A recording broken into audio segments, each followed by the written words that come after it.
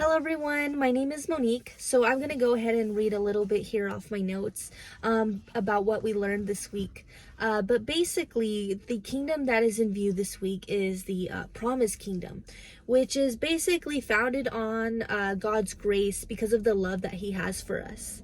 This kingdom is meant for God to restore His kingdom, but I believe it's also for His own glory.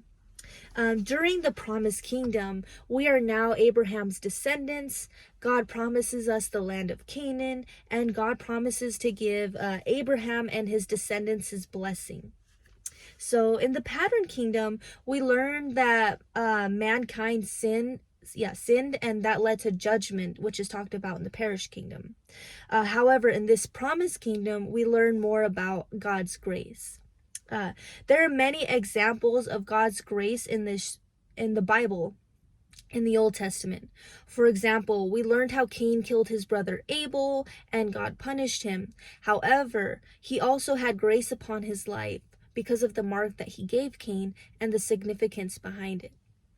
There are many other examples of God's grace, such as God's covenants with Abraham and Noah, and many others. Despite the people's disobedience, God punished but forgave them through His grace and made a covenant to Noah that he'd never flood the earth again. And He sealed His promise with the rainbow. These covenants that God makes are promises to His people that cannot be broken. Therefore, it is a plan to reestablish His kingdom and put everything back in order, back as it once was before the pattern kingdom, when everything was peaceful and perfect. The promised kingdom fits into the previous stories because despite our sin and disobedience, God is able to forgive us through His grace. For example, when God flooded the people in Noah's time because of their disobedience, He punished them for their sin. However, He also gives us grace because He shows us when He blesses Noah and his family and with many more descendants, new land, and even gives them His blessing. This chapter contributes to the significance of seeing the holistic big picture of the Bible because we are able to see not just sin and judgment, but God's grace.